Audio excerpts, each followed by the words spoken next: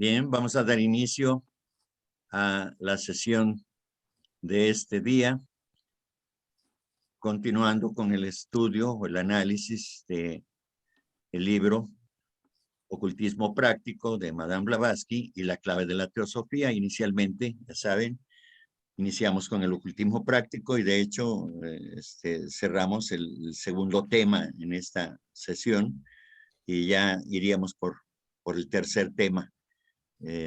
A partir de las próximas semanas, yo creo que serán unas 3 semanas quizá, no lo sé.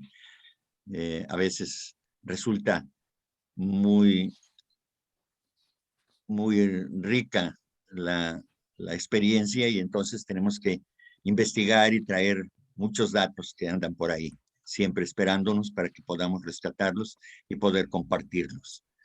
Bien, vamos a iniciar, como siempre, vamos a abrir los trabajos con la oración de unidad, para lo cual les pido que cierren los ojos y traten de asimilar y de proyectar la energía que cada una de las palabras expresadas en esta oración se pronuncian.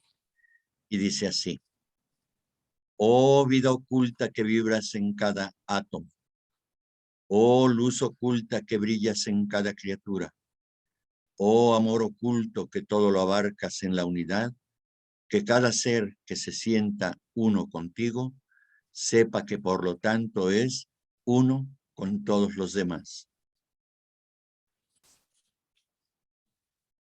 Que así sea. Bien, nos quedamos, terminamos el punto 15, ahora vamos al punto 16. Lo que ustedes están viendo en pantalla está resumido, ya lo había explicado la semana pasada. Lo voy a leer completo porque hay varias cosas que tenemos que comentar ahí. Bien. Dice, todo esto se ignora o se ha olvidado enteramente en nuestros días. En efecto, quien sea capaz de observar la saliente evolución de las preliminares aspiraciones de los candidatos, echará de ver que suelen preocuparles extrañas ideas. Los hay cuyas racionales facultades torcieron ajenas influencias hasta el punto de figurarse que las pasiones animales pueden sublimarse y elevarse de modo que todo su ardor se dirija hacia adentro, a fin de mantenerlas encerradas en el pecho hasta que, en vez de estallar su energía, se invierta en dirección a lo alto con santos propósitos. Es decir, hasta que la colectiva fuerza de las primitivas pasiones capacite al hombre para entrar en el verdadero santuario del alma y permanecer allí en presencia de su maestro, el yo superior. A este fin,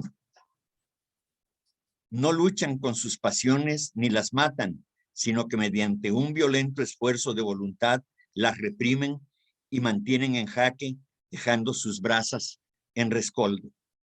Se someten gozosamente a la tortura del joven espartano que consentía que la zorra le devorase las entrañas antes de deshacerse de ella. Oh, pobres ciegos visionarios, ¿sería esto lo mismo que si a una cuadrilla de desollinadores grasientos de su labor se les encerrara en un santuario adornado de blanquísimos lienzos y en vez de convertirlos con su contacto en un montón de sucios pingajos, se adueñaran del sagrado recinto y salieran de él tan inmaculados como los lienzos? De igual suerte, cupiera imaginar que una docena de tejones encerrados en la pura atmósfera de un monasterio pudieran salir de él impregnados de los perfumes del incienso.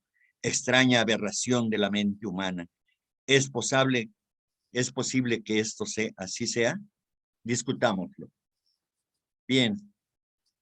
He rescatado algunos textos de los libros que son guía importante para el crecimiento espiritual referidos en La voz del silencio, a los pies del maestro y luz en el sendero. Bien, entonces vamos a ver de qué se trata este texto. Aquí involucra a los deseos y los pensamientos, desde luego la mente superior y la mente inferior. Pero vamos a hablar de la mente inferior. En el glosario teosófico se describe así. La mente o inteligencia terrestre, llamada manas inferior, está estrechamente ligado con el alma animal, es decir, con los principios de la personalidad, fundamentalmente con el cuerpo de los deseos o el principio de los deseos, kama. Ese es verdaderamente el animal, ¿verdad? El alma animal. Bien. A esta unión entre el deseo, el principio del deseo, que es kama, y manas, que es la mente, se le llama esta dualidad kama-manas. Y esta dualidad es profundamente egoísta. Y además es pasional. Y entonces el deseo aplica la inteligencia para la satisfacción de los deseos, de las pasiones y de los instintos de la bestia humana para lograr un refinamiento de los placeres de los sentidos, dar origen a ciertas aberraciones y anomalías que ponen al hombre por debajo del bruto. A esto se refería Mefistófeles cuando al hablar del hombre dirigía al Señor estas palabras: un poco mejor viviera si no le hubieses dado esa vislumbre de la luz celeste a la que da el nombre de razón y que no utiliza sino para ser más bestial que toda bestia. En el Fausto está esto. Bien. Entonces, esta mente inferior unida a los deseos, pues generalmente nos lleva a desear cosas materiales que hacen vibrar intensamente a ese cuerpo astral, porque requiere de esas vibraciones groseras. En La voz del silencio dice: el cuerpo astral tiene sus deseos perdón, es a los pies del maestro. El cuerpo astral tiene sus deseos por docenas. Querrá que tú montes en cólera, que digas palabras ásperas, que sientas celos, que codicies el dinero, que envides las ajenas posesiones, que te dejes abatir por el desaliento. Deseará todas esas cosas y muchas más, no porque quiera hacerte daño, sino porque gusta de las vibraciones violentas y le place cambiarlas continuamente. Pero tú, o sea, el discípulo, no necesitas cosas y por tanto debes discernir entre tus necesidades y las de tu cuerpo astral. Este cuerpo astral es el que arrastra a la mente hacia la consecución de sus deseos. Nos hace vibrar y nos hace desear toda clase de cosas materiales, de cosas egoístas, que más que bien nos perjudican, y también nosotros de esa manera perjudicamos a otros, porque más adelante veremos todas las cosas que desea, ¿verdad? Entonces, por eso se recomienda que se mate ese deseo, ¿verdad? Por ejemplo, cuando uno desea realizar una buena acción, inmediatamente aparece una sensación de que, bueno, ¿y yo por qué voy a hacerlo? Si otros pueden hacerlo, pues yo me abstengo de ello. Entonces, ese tipo de fuerzas que opone este principio de los deseos siempre va a tender hacia lo material. Desde luego que el deseo en sí mismo no es malo. O sea, hay diferentes clases de deseos. Hay deseos elevados y deseos bajos que tienen que ver con la materia. Entonces, no pensemos, no ubiquemos No satanicemos, como se dice, al deseo como que es lo peor del mundo. No, hay diferentes clases de deseos, hay diferentes niveles, diferentes grados, y hay deseos que son sublimes, ¿verdad? Que son elevados y que tienen que ver con el espíritu. Pero hay otros que son los que manejamos la mayor parte de la inmensa mayoría de la humanidad, por no decir toda la humanidad, pues todo lo que tiene relación con las cosas groseras de la naturaleza y de la naturaleza humana fundamentalmente, que en este caso, diríamos, es de su naturaleza animal dentro del ser humano. Todas esas pasiones, todos esos deseos, todos esos arrebatos de ira, de cólera, de deseo de dominar a los demás, de tener poder, de tener posesiones materiales, todo eso tiene que ver con este cuerpo astral. Por eso, de esta manera se le dan estas indicaciones. Y desde luego que encerradas en el pecho y reprimidas, no ayudan, porque dice, se quedan en rescoldo, dice ahí, ¿verdad? En parte del texto. Entonces, no están muertas, quedan ahí guardadas, las escondemos. Bueno, eso implica que sigue vivo el deseo, que sigue viva el motor que nos ocasiona problemas. Entonces, de esa manera es que debemos nosotros de tratar de aniquilar, de acabar con ello, pero no es cosa sencilla, desde luego. Es una cosa muy difícil, ¿verdad? ¿Por qué? Pues porque traemos una herencia que nosotros hemos creado de edades, de miles o millones de años, ¿verdad? Entonces, no es sencillo deshacerse de los deseos materialistas. Es un trabajo muy, muy difícil que se tiene que hacer. Incluso, dice el texto, cuando medites tratará de hacerte pensar en mil diversas cosas que él desea y no en la cosa única que tú anhelas. No eres tú esa mente, la mente inferior que está asociada. Ella está a tu servicio y por lo mismo también en esto necesitas el discernimiento. Bien. El que sigue, por favor, Caro.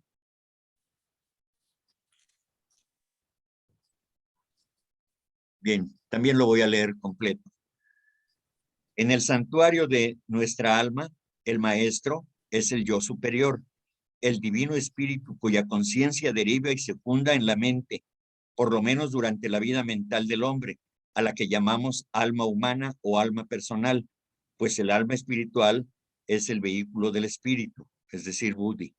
A su vez, el alma personal está constituida en su aspecto superior por aspiraciones espirituales, voliciones y amor divino en su aspecto inferior por deseos animales y pasiones terrenas, comunicadas por su contacto con el cuerpo astral, que es el asiento de todas ellas.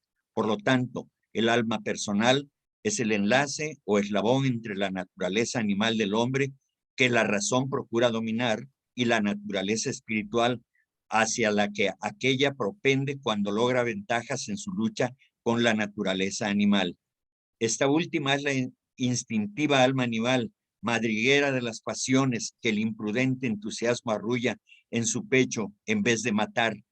¿Cómo esperar que la cenagosa corriente de la cloaca animal se convierta en el cristalino manantial de las aguas de vida?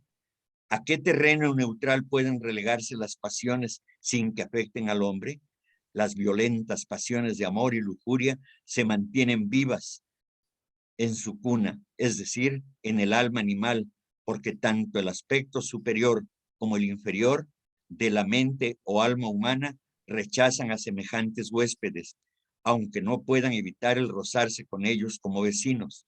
El yo superior o espíritu es tan en los malos como incapaz el agua de mezclarse con el aceite o cualquier otro líquido impuro y grasiento. El único lazo con el hombre y el yo superior es la mente, la única que puede contaminarse y está en incesante riesgo de que las adormecidas pasiones despierten en cualquier momento y la arrastren al abismo de la materialidad. Bien.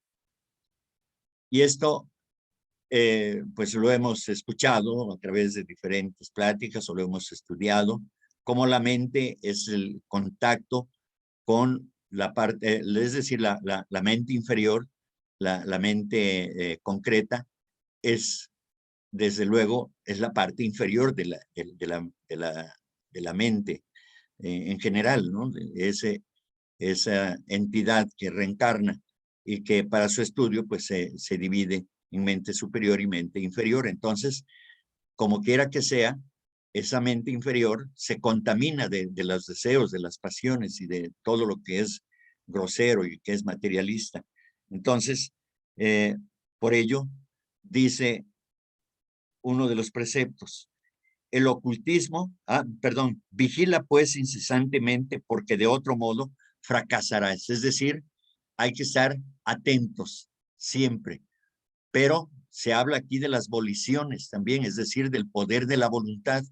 Entonces, no basta vigilar solamente, no basta estar atento siempre, sino que hay que ejercer el poder de la voluntad para no caer, cosa harto difícil también, porque como ya dije, lo que nos rodea, nuestro medio ambiente y los elementales, esa gran cauda, ese ejército, esas legiones de elementales que hemos creado, van pegados con nosotros, son nuestra propia hechura, de nuestra propia hechura, y entonces, pues es difícil que nos abandonen. Entonces, hay que cambiarles el color, hay que cambiarles el carácter a esos elementales. Y es a través del cambio de una forma de pensar o de sentir únicamente de una manera firme, decidida y persistente. ¿A través de qué? Del esfuerzo de la voluntad, del esfuerzo del poder de la voluntad. Y entonces, todo esto es importante para aquellos que están en la búsqueda del sendero del ocultismo, porque dice así de manera contundente, el ocultismo no admite componendas entre lo bueno y lo malo. A cualquier costa deberás hacer aquello que sea correcto y abstenerte de lo indebido sin reparar en lo que piense o diga el ignorante. Es decir, si el discípulo o el aspirante desea tener progresos, debe olvidarse de su entorno y solamente estar dentro de sí mismo, tratando de alcanzar el objetivo que está persiguiendo. De otra manera no es posible avanzar. Estudia profundamente, dice el otro precepto, las leyes ocultas de la naturaleza y cuando las hayas conocido, adapta tu vida a ellas, empleando siempre la razón y el sentido común. ¿Sí? Vean, no es que las leyes, no es que el medio, no es que la naturaleza tenga que adaptarse a nosotros. Nosotros tenemos que adaptarnos a esas condiciones y tratar de mejorar en nuestra naturaleza interna. De eso se trata el trabajo. Repito, sé que no es algo sencillo, pero se puede, porque otros lo han logrado. Tenemos muchos ejemplos, no solamente de los que han alcanzado la santidad y a los cuales seguimos sus enseñanzas, sino otros seres humanos que quizá podamos conocer o hayamos conocido, que también son seres humanos que de alguna manera están entre nosotros y que han logrado grandes cosas gracias a la disciplina, al orden de una vida que propende a lo superior. Entonces, el trabajo que tenemos por delante, pues es importante, es difícil, pero se puede lograr obtener la meta, alcanzar la meta. ¿Sí? Bien, el que sigue.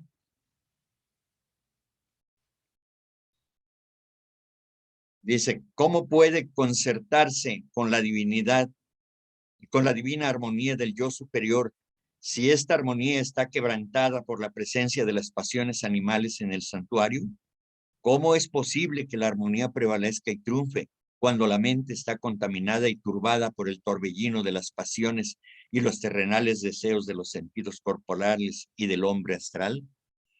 Porque el cuerpo astral no es compañero del yo superior, sino del cuerpo terreno. Es el lazo entre el manas inferior y el cuerpo físico, el vehículo de la vida transitoria, no de la inmortal. Como sombra proyectada por el hombre, sigue servil y mecánicamente sus movimientos e impulsos, propendiendo, por lo tanto, a la materia sin ascender jamás hacia el espíritu. La unión con el yo superior no solo puede cumplirse cuando, anulada la fuerza de las pasiones, quedan trituradas y aniquiladas en la retorta de una inflexible voluntad, cuando no solo han muerto las concupiscencias y ansias de carne, sino de la carne, sino que, muerta asimismo la personalidad, se invalida el cuerpo astral, que refleja al hombre triunfante y no a la codiciosa y egoísta personalidad. Entonces, el brillante Augoides, el divino yo, vibra en consciente armonía con los dos polos de la entidad humana, el hombre de purificada materia y la siempre pura alma espiritual. El hombre permanece en presencia y para siempre se une íntimamente con el yo superior, con el maestro, el Cristo de los gnósticos. Así pues, ¿le sería posible al hombre entrar por la angosta puerta del ocultismo, estando sus cotidianos pensamientos ligados a todas horas con las cosas terrenas, con deseo de poderío, concupiscencias, ambiciones y deberes que, si bien honrosos, no dejan de ser terrenos? ¿Sí? Bien. Una vez más, aquí se reafirma que el espíritu no se lleva bien, no coincide con lo que es la materia. Por ello, dice otro precepto en La Voz del Silencio: mata el deseo, pero si lo matas, vigila atentamente, no sea que de entre los muertos se levante de nuevo. Y es lo que decíamos con respecto a que a dejar en rescoldo los deseos, a dejarlos guardados, porque luego ese rescoldo vuelve a incendiar la llama y vuelve a crecer el fuego que lo mueve, que lo alimenta. Entonces, hay que matar el deseo, pero el deseo materialista, desde luego, lo que tiene que ver con el egoísmo, lo que tiene que ver con el desamor, con la falta de ese altruismo tan necesario siempre. Entonces, luego dice, mata el amor a la vida, pero si matas el tanja, es decir, el deseo de vida, procura que no sea por la sed de vida eterna, sino para sustituir lo pasajero por lo perdurable. Es decir, aquí, en esta ruta del discipulado, se tiene que cuidar mucho este aspecto, porque se puede confundir el discípulo y desear la vida eterna, ¿verdad? Lograr en ese sentido el objetivo de desligarse ya completamente de su karma y estar únicamente atendiendo a su situación personal, cuando el objetivo primordial del discípulo debe ser el servicio a los demás. Bien, con respecto al sendero dice, solo existe una vereda que conduzca al sendero. Solo al término de ella puede oírse la voz del silencio. La escala por la cual asciende el candidato está formada por peldaños de sufrimiento y de dolor. Estos únicamente pueden ser acallados por la voz de la virtud. Ay de ti, discípulo, si queda un solo vicio que no hayas dejado atrás, porque entonces la escala cederá bajo tus plantas y te precipitará. Su base descansa en el profundo senegal de tus pecados y defectos, y antes que puedas aventurarte a cruzar este ancho abismo de materia, tienes que lavar tus pies en las aguas de la renunciación. Sé precavido, no sea que pongas un pie todavía manchado en el peldaño inferior de la escala, es decir, el primero para ascender. Ay de aquel que se atreva a ensuciar con sus pies fangosos un escalón tan solo. El cieno inmundo y pegajoso se secará, se hará tenaz, pegará sus pies en aquel sitio y, como el pájaro cogido en la liga del cazador astuto, quedará imposibilitado para un nuevo progreso.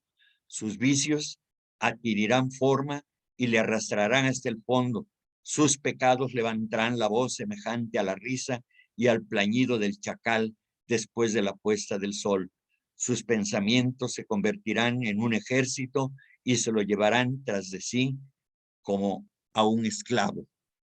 Vean lo difícil, lo peligroso que es ya estudiar esas cosas del ocultismo y tratar de practicarlas. Por ello, al candidato, al sendero, al candidato a ser un discípulo ya aceptado por los maestros, es muy difícil. Hace algunas semanas hablaba yo de los 3 grandes momentos por los que pasa la mónada humana, ¿no? La primera es el gran momento, es cuando alcanza la individualidad, ¿sí? Cuando se hace un ser humano después de ese larguísimo proceso, desde los reinos elementales, el reino mineral, el reino vegetal y el reino animal, y finalmente llega y adquiere la humanidad, se hace un ser humano. En este proceso de ser humano viene el siguiente paso, el siguiente objetivo, la siguiente meta que quiere alcanzar esa mónada. ¿Cuál es? El de alcanzar la primera iniciación, ¿sí? Y esto es de lo que estamos hablando ahora. En este proceso estamos en lo que estamos comentando precisamente. Entonces, el tercer gran momento es cuando finalmente, después de la cuarta iniciación, se libera del karma, el hombre para convertirse en un superhombre, en una superalma, en un mahatma, ¿sí? Estos son los 3 grandes momentos que vive la mónada humana, en este caso, ¿sí? Bien. Entonces, hablando nuevamente del deseo, dice, mata tus deseos, Lanú, es decir, discípulo. Reduce tus vicios a la impotencia antes de dar el primer paso en el solemne viaje. Ahoga tus pecados, enmudécelos para siempre antes de levantar un pie para subir la escala. Funde tus sentidos en un solo sentido, si quieres estar seguro contra el enemigo. Por medio de este sentido único que está oculto en la concavidad de tu cerebro, es como puedes mostrarte ante los ofuscados ojos de tu alma, el escarpado sendero que a tu maestro conduce. Aquí se refiere al chakra de los 1000 pétalos, ¿verdad? El que está dentro de la concavidad del cerebro, dices, es la glándula. Sahasrara. Genial, ¿verdad? Sí. Sahasrara. Sí, Sahasrara, precisamente. Bien, gracias. Largo y penoso es el camino que tienes ante ti, discípulo. Un solo pensamiento.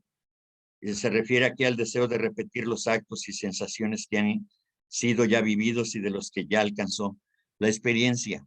Un solo pensamiento, repito, acerca de lo pasado que dejaste en pos de ti, te arrastrará al fondo y tendrás que emprender de nuevo la subida. Imagínense, después de miles de años de estar luchando por alcanzar ese primer escalón y fracasar, es comenzar de nuevo y una lección profundamente amarga tendrá que experimentarse, porque el fracaso llena de amargura seguramente, y esa no estaba en el proceso inicial, pero ahora se tendrá que agregar esa amargura del fracaso.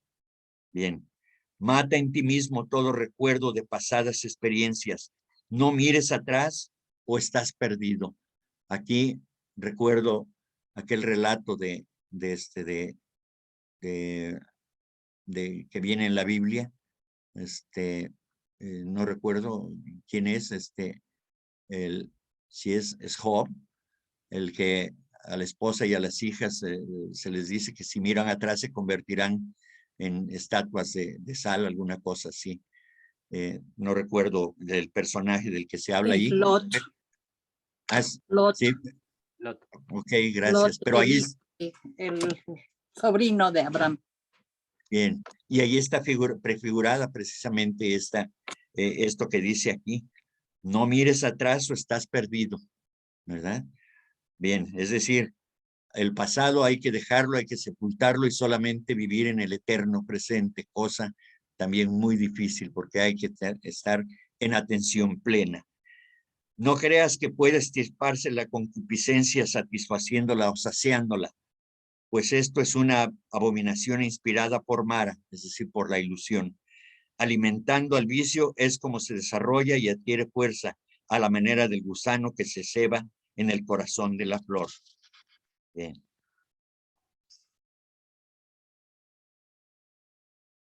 En Luz en el Sendero, refiriéndose a lo mismo de matar el deseo, también dice: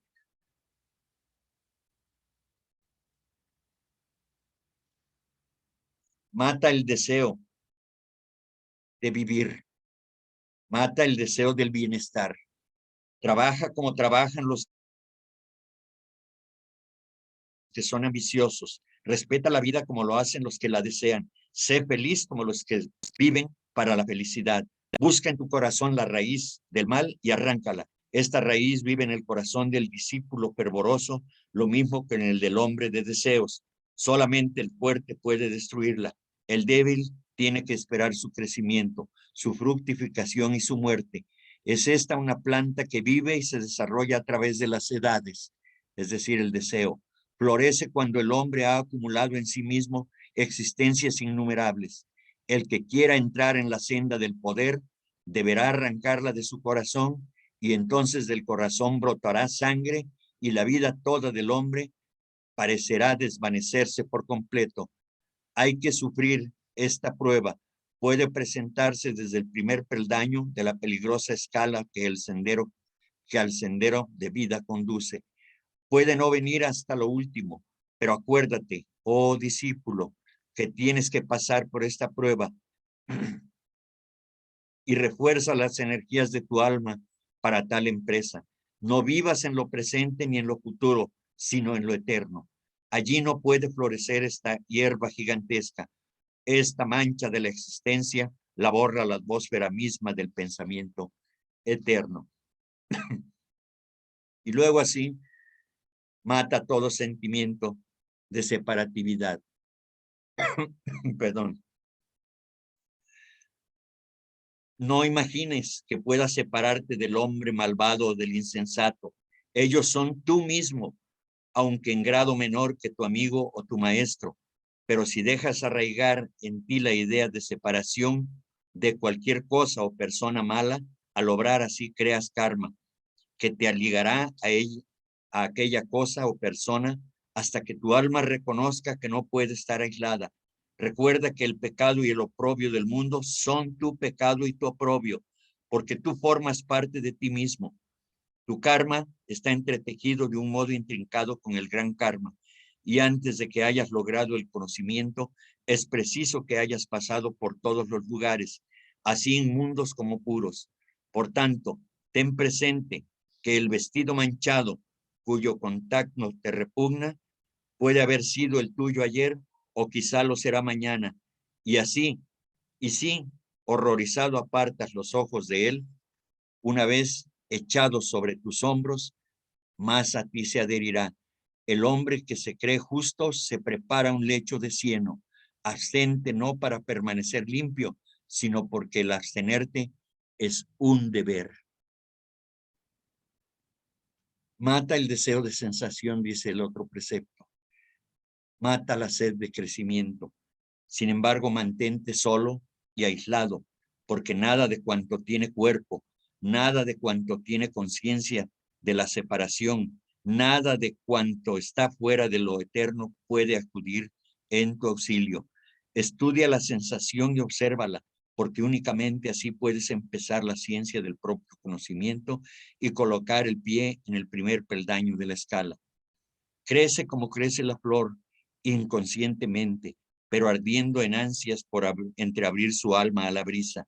Así es como debes avanzar, abriendo tu alma a lo eterno, pero debe ser lo eterno lo que debe desarrollar tu fuerza y tu belleza, y no el deseo de crecimiento, porque en el primer caso floreces con la lozanía de la pureza y en el otro te endureces con la avasalladora pasión de la importancia personal. Desea únicamente lo que está en ti, porque en ti está la luz del mundo, la única luz que en el sendero puede difundirse. Si eres incapaz de percibirla dentro de ti, es inútil que la busques en otra parte. Está fuera de tu alcance porque cuando a ella llegues, ya no te encuentras a ti mismo. Es inasequible porque siempre retrocede. Entrarás en el seno de la luz, pero no tocarás nunca la llama. Bien.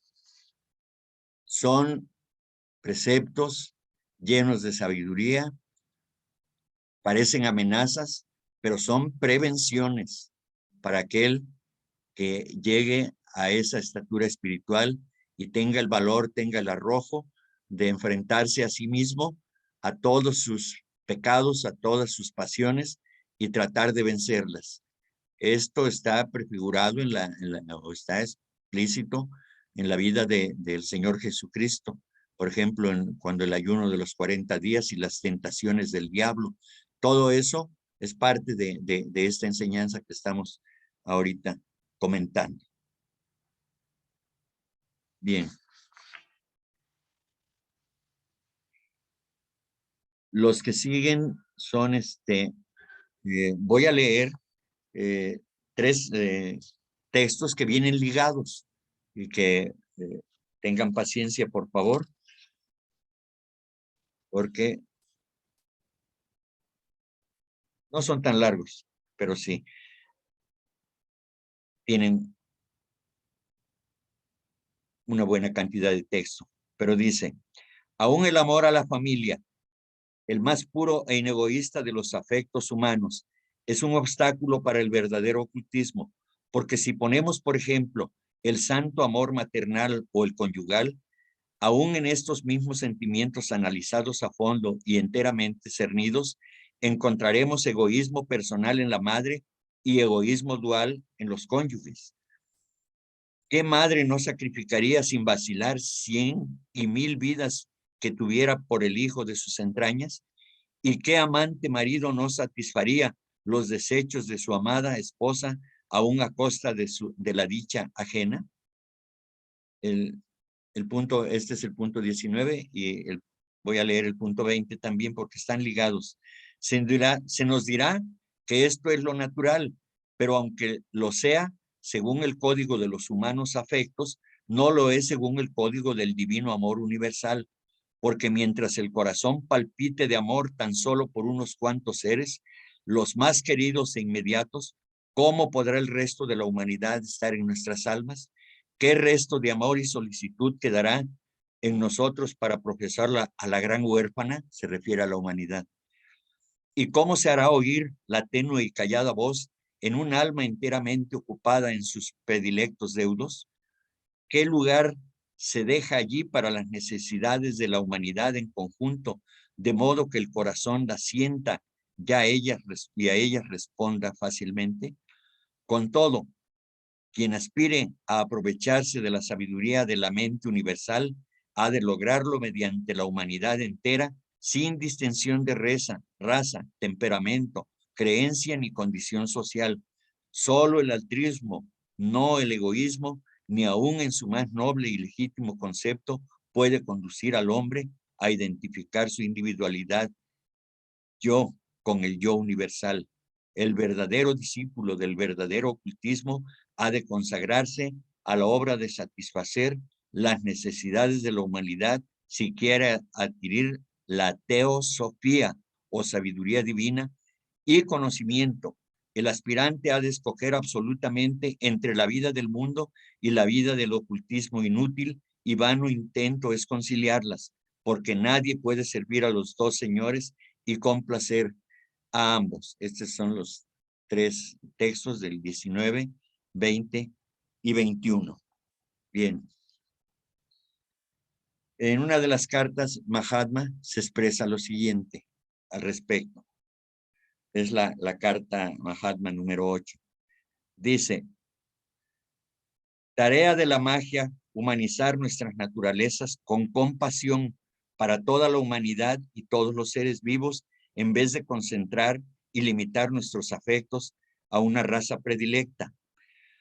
Podemos desligarnos a tal grado de las influencias de nuestros vínculos terrenales como para no ser sensibles en varios grados a los más sublimes placeres, emociones e intereses del común de la humanidad, hasta que la emancipación final reabsorba al ego.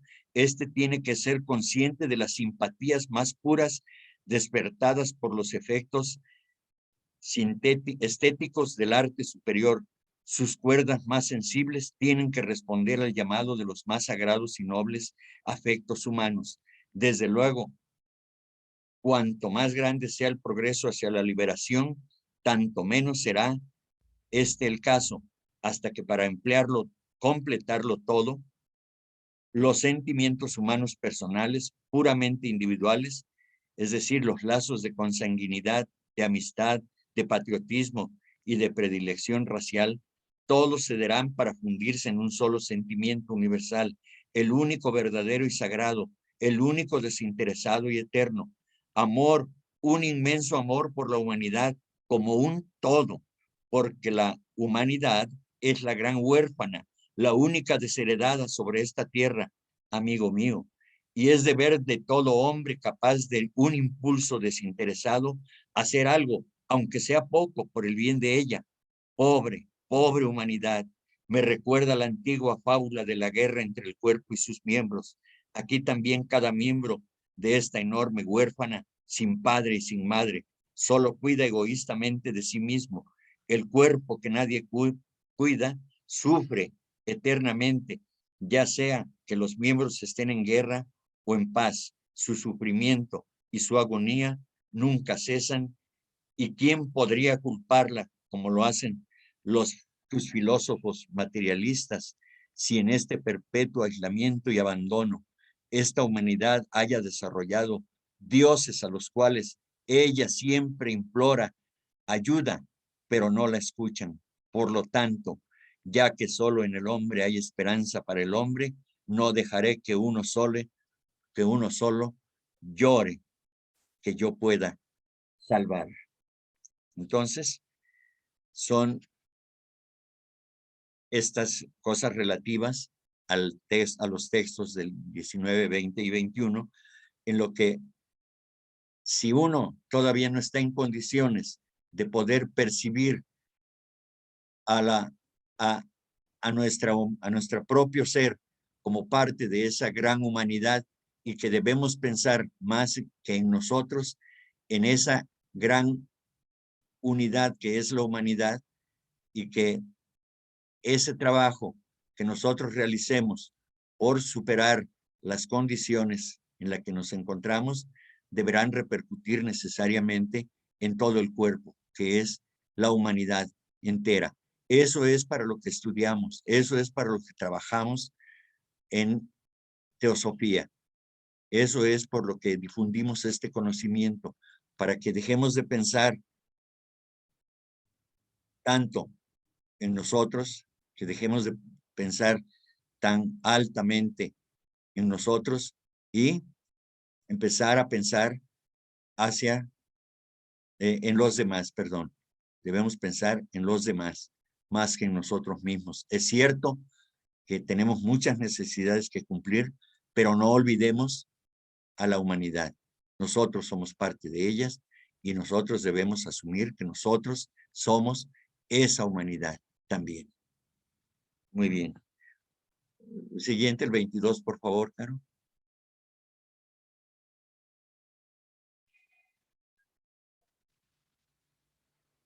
Dice el texto, nadie puede servir a su cuerpo y a su yo superior, ni cumplir los deberes de familia al propio tiempo que los de la humanidad entera, sin privar a una o a otra de sus derechos, porque si presta oído a la tenue y callada voz, no podrá escuchar el clamor de sus pequeñuelos, o si atiende a las necesidades de estos, quedará sordo a la voz de la humanidad. El casado que intentase seguir el verdadero ocultismo práctico en vez de la filosofía teórica habría de sostener una incesante y desatentada lucha, porque continuamente vacilaría entre la voz del impersonal divino amor a la humanidad y la del amor personal y terreno, lo cual solo podría conducirlo al fracaso en uno u otro, tal vez en ambos deberes. ¿No sería esto lo peor? Pues quien quiera que después de haberse comprometido en el ocultismo, ceda al halago de un amor, experimentará por casi inmediata consecuencia, al verse irresistiblemente atraído del divino estado impersonal al inferior plano de materia. El deleite sensual, aún solo de pensamiento, entraña la inmediata pérdida del discernimiento espiritual. La voz del maestro no podrá distinguirse entre las de las pasiones, como tampoco se distinguirá la de un dugpa, porque en semejantes circunstancias no es posible distinguir lo justo de lo injusto y la sana moralidad del estéril nominalismo.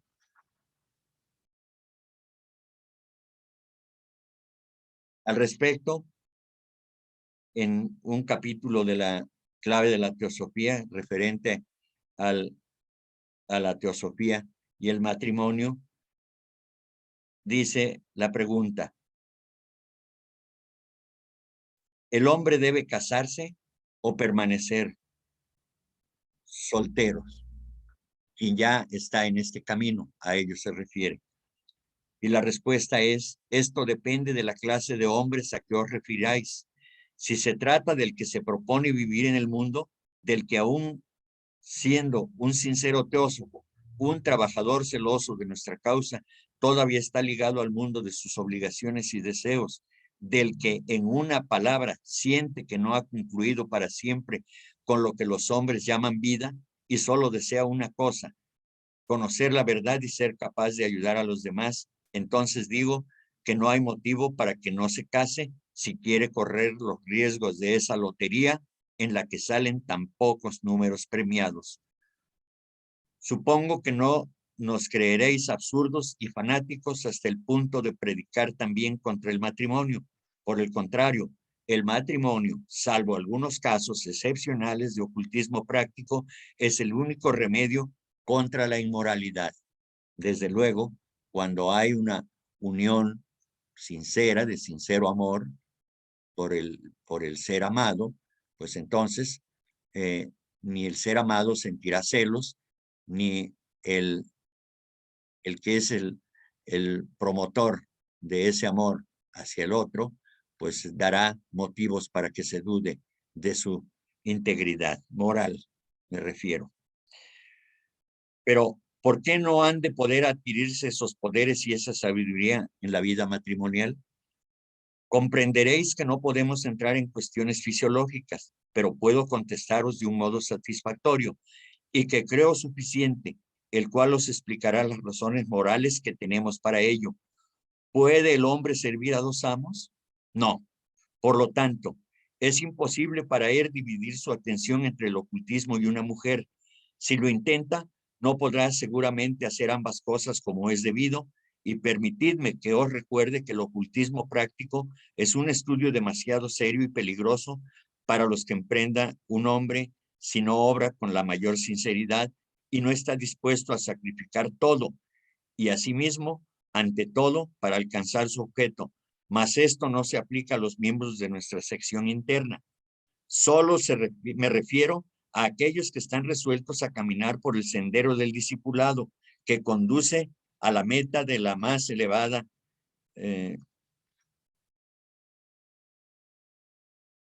muchos de los que entran en nuestra sección interna, si no todos, solo son principiantes que se preparan en esta vida para entrar realmente en aquel sendero en vidas futuras. Bien, entonces tenemos que considerar que nosotros, en el nivel que estamos como estudiantes, pues estamos ciertamente lejos, por lo menos yo, no sé si haya hermanos que estén más cerca, eso nunca se podrá saber, ya estén más cerca de una prueba de esta naturaleza, ¿verdad? De ser por lo menos un aspirante al sendero del ocultismo. Entonces, que esto no nos asuste, porque debemos seguir estudiando, pero todavía no estamos en la parte esta a la que se refieren estos preceptos. Estamos todavía buscando esa oportunidad, pero estos textos, estas conversaciones, estos conocimientos deberán servirnos para poder ir comprendiendo cuál es el verdadero sentido de esta lucha, ¿verdad? Bien, el que sigue.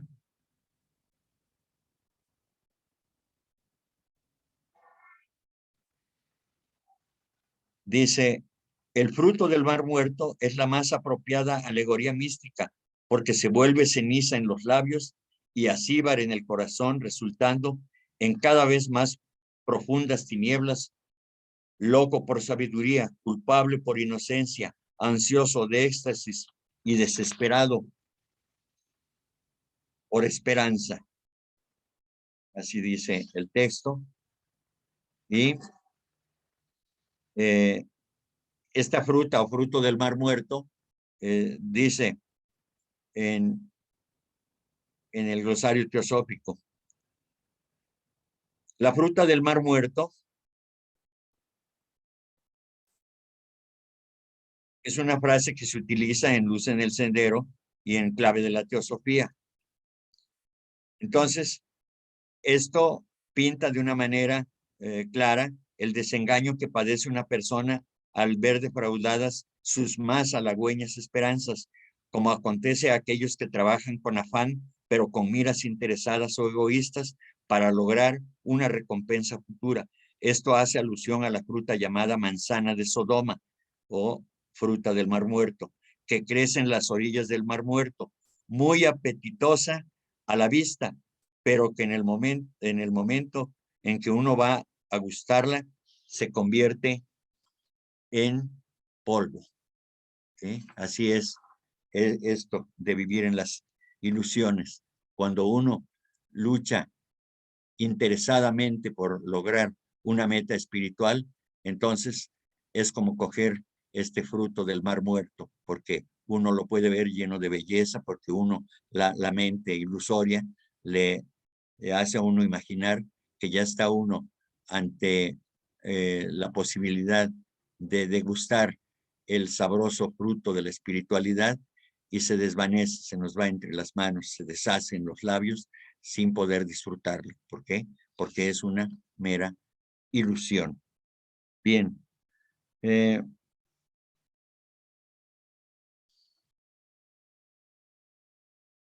El punto 24 dice, pero una vez engañados y después de obrar según su engaño, muchos hombres se niegan a reconocer su error y se hunden más y más en el fango, aunque de la intención deriva principalmente el que la magia sea blanca o negra. Los resultados de la hechicería involuntaria e inconsciente no pueden por lo menos que augurar mal karma.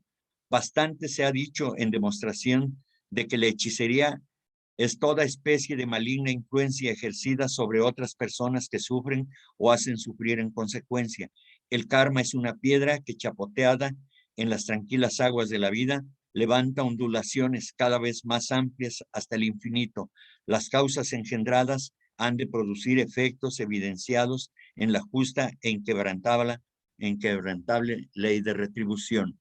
Bien, vemos aquí como punto fundamental que la intención de nuestros deseos, de nuestros anhelos, tiene que ver con el tipo de magia que estamos practicando al estar deseando cosas, al estar tratando de realizar o de alcanzar tal o cual meta. Es muy importante, es fundamental la intención que pongamos en cada uno de nuestros deseos y de nuestros pensamientos. Y tengamos cuidado de que no sean pensamientos egoístas, no para beneficiarnos a nosotros mismos.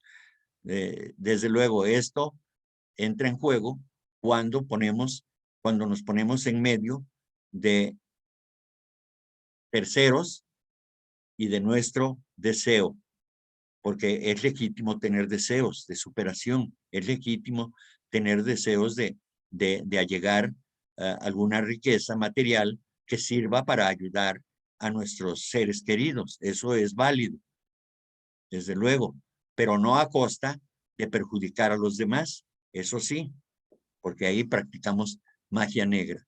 Entonces, que la intención y la acción se correspondan, que sean buenas y que sean con el propósito de servir desinteresadamente.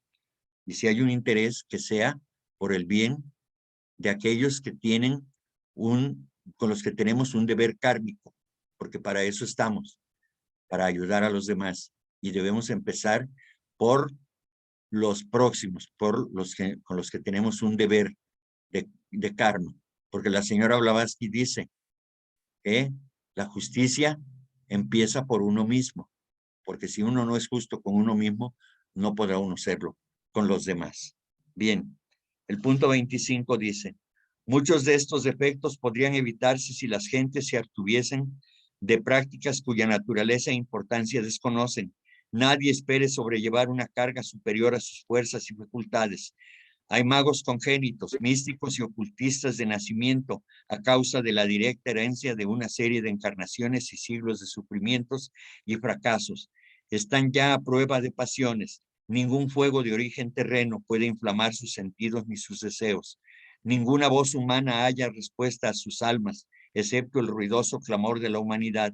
Son los únicos que tienen asegurado el éxito, pero son rarísimos y pasan por las estrechas puertas del ocultismo.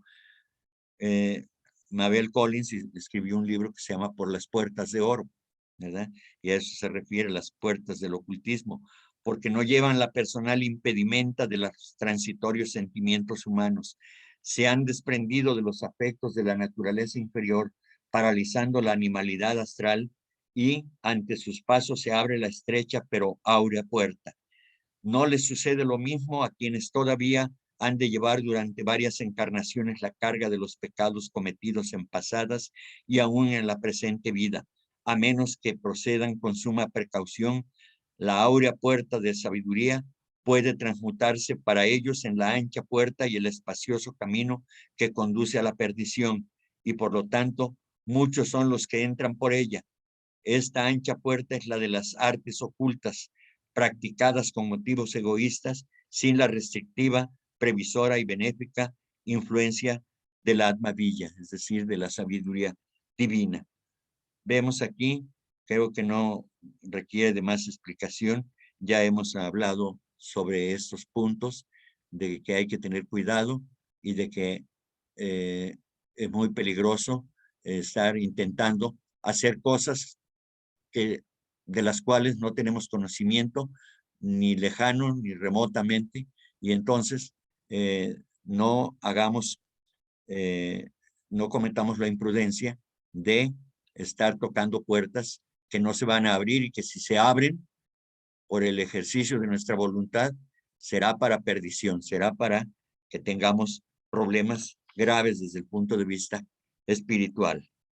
Y solamente lo logran aquellos de los que tenemos conocimiento, los budas, los grandes maestros que lo han logrado. Ellos están libres de ese riesgo porque han triunfado sobre su karma, han triunfado sobre la materia y ahora nos ayudan a través de estos conocimientos.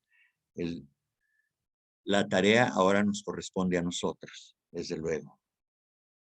Estamos en la edad de Kali, cuya letal influencia es el punto 26. Es 1000 veces más poderosa en Occidente que en Oriente. De aquí las fáciles presas que las potestades tenebrosas hacen de este ciclo de lucha y las muchas alusiones en que hoy día se agita el mundo, entre ellas la relativa facilidad con que los hombres se figuran que puedan llegar a la puerta y cruzar el umbral del ocultismo sin grandes sacrificios. Tal es el sueño de algunos teósofos, inspirados por el afán de poderío y egoísmo personal, pero estos sentimientos no los conducirán a la ambicionada meta, pues como dijo uno de quien se cree que se sacrificó por la humanidad, se refiere al Señor Cristo, estrecha es la puerta y angosto el camino que lleva a la vida y pocos son los que la hallan. Tan estrecha es, en efecto, que a la simple mención de algunas de las preliminares dificultades, los espantados candidatos occidentales vuelven la espalda y se marchan tambaleantes y temblorosos. Dejemos que se queden aquí sin que su mucha flaqueza les consienta mayor intento, porque ay de ellos si al volver la espalda a la puerta estrecha los arrastra su ansia de ocultismo a dar un paso en dirección de las anchas y halagadoras puertas del áureo misterio que centellea a la luz de la ilusión. Los conducirá a la magia negra y con seguridad desembocarán muy luego en el fatal camino del infierno, a cuya entrada leyó el Dante estas palabras. Iba a hacer la traducción, pero pues no lo hice.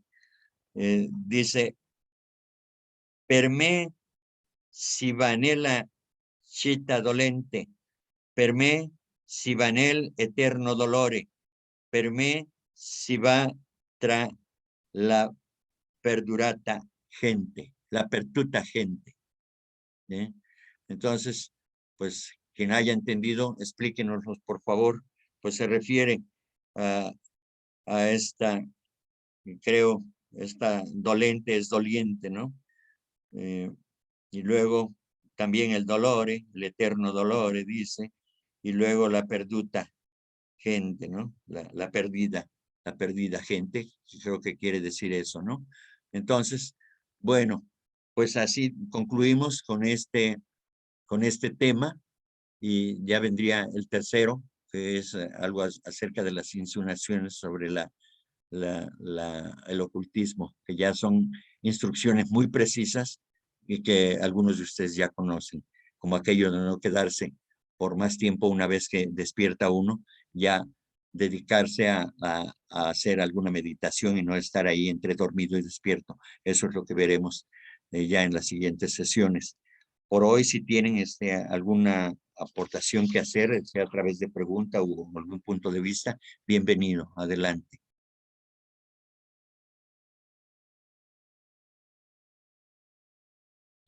Desde luego que todos los preceptos esos de la luz en el sendero, de los pies del maestro y de la voz del silencio, pues merecerían una plática por separado, ¿verdad? Pero pues solamente los fui diciendo porque son duros los preceptos, el contenido es duro, ¿no? Y algunos a lo mejor sí nos vibra, nos sacude en el interior de nuestro ser, ¿no?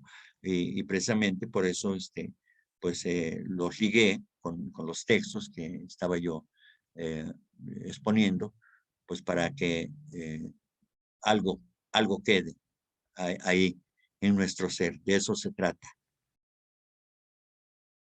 ¿Alguien tiene algo que decir?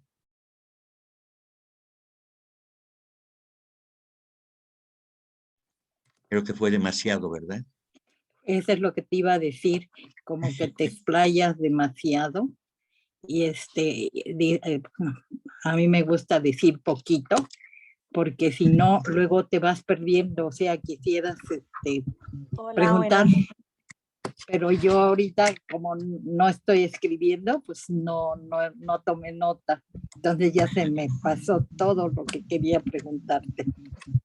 Bueno, pero en general creo que el sentido de estos textos pues es la lucha de el ser interno, el ser interior, el yo superior, contra la mente inferior y los deseos, ¿no? El kama. Que es lo que pasa que siento que ahorita en el estado en que estamos, pues el ser inferior es el que generalmente domina. Claro. Generalmente cuando digo yo me considero como dicen, empiezas a decir quién soy, una mujer, una abuela, un esto, un aquello. O sea, te vas explicando, pero tu personalidad. Y es allí donde uno a veces se cree muy buena y es donde más fácilmente cae en esas partes oscuras. Claro, así es. Y el que levantó la mano por ahí anda. Aquí tenemos dos manitas levantadas. Primero Jorge, por favor, adelante. Gracias, hermanos. Pues bueno, retomando algo de lo que estabas mencionando, dentro de los estudios de Cábala, se maneja lo que es el tikkun, que significa la rectificación del ser. ¿Qué es este trabajo? Este trabajo va principalmente al enfoque que estamos viendo, de ese proceso de transformación que nosotros vamos desarrollando en nuestra vida personal. Y ese vínculo que tenemos de nuestra parte divina, que vive dentro. Hay pollo ya cocido, mi vida. ¿Sí me escuchó? Sí, apaga tu teléfono, tu micrófono, nena. Ajá. Bien, adelante, Jorge. Perdón, comentaba que ese vínculo del ser divino que nosotros tenemos, al hacer un trabajo de meditación, es un proceso de ir depurando todas aquellas situaciones, circunstancias que no nos permiten precisamente encontrar el equilibrio con la unidad, esas dos partes que manejamos dentro de la Binah y la Jokmah, que son las dos partes de nuestro cerebro y que se conectan con el ser superior, con la parte superior, con el Padre, Madre, Universo. Al enfocarnos y conectarnos con ellos, nos genera precisamente esa situación de crear milagros, ¿no? ¿Cómo se crean los milagros? A través de esa conexión divina, esa manifestación de fuerza, de amor, de luz, que nosotros, o de energía que nosotros emanamos del universo hacia nuestro entorno. Entonces, podemos manifestar o más que nada transformar el espacio energético de nuestro alrededor, y ahí es donde podemos saber la magia precisamente del trabajo que estamos realizando. Bueno, eso sería, es cuanto sería mi aportación. Gracias, Jorge. Muy importante tu punto de vista, que pues, nos ayuda a aclarar más lo que hemos comentado aquí. Gracias. Catazar. Hola, buenas noches. La abreviatura de mi nombre, Sí. Catalina. Catalina, sí. Bueno, buenas noches a todos. Creo que es la primera vez que entro a una reunión tan interesante y de tanto contenido. Pues básicamente, bueno, digamos que no es que tenga un aporte pues bastante sustancioso. En realidad creo que es la primera vez que, como les decía, entro a este tipo de reuniones. Más como tal, todas las filosofías por un lado sí se basan en encontrarnos a nosotros mismos y a lo que hay dentro de nuestro interior, y esa conexión como tal con esa inteligencia o lo que llamamos madre, padre como tal, y pues me parece súper importante. Pero mi pregunta en realidad iba enfocada efectivamente que hay mucho contenido y veo que está grabado, si lo están grabando, no sé si después nos pueden compartir o no sé cómo funciona. Como les digo, yo soy nueva. Sí. ¿Cuál era la pregunta? Perdón. Les decía que si es posible, veo que esta reunión está siendo grabada, si es posible que de pronto nos compartan el link después de la Sí. grabación o Sí, algo así. hasta este día, debido a ciertas circunstancias, nos ha impedido publicar, todos estamos atrasados. No hemos publicado prácticamente ninguna de todas las pláticas bueno, de las sesiones que hemos llevado a cabo, porque estas no son conferencias, es un estudio. Sí están grabadas, pero bueno, pronto yo espero que ya podamos difundirlas en el canal de YouTube. Sí, claro, dicen que uno escucha y que nada es casualidad. Definitivamente en lo que mencionaste, digamos que encontré muchas, o mejor, muchos aportes a muchas preguntas que a veces nos generamos, entonces me gustaría como repasarlas con un poquito de más tiempo. Muchas gracias. Con gusto. Gracias, Catalina. Si quieres dejarnos tu correo, tu número telefónico para agregarte también al grupo para que recibas la información. Gracias. Bien. ¿Alguien más? Puedo meter el choclo. Adelante, adelante.